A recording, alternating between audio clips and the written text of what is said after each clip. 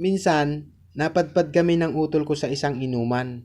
Sabi niyang utol ko, Tol, testingin nating inumin yung markang anghel, masarap daw yon sabi nila.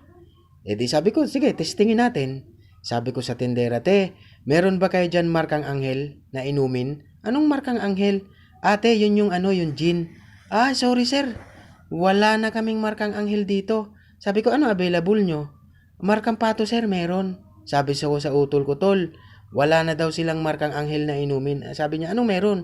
Marka pato na lang. Ah, sige, testingin natin. O sige, sabi ko, testingin natin.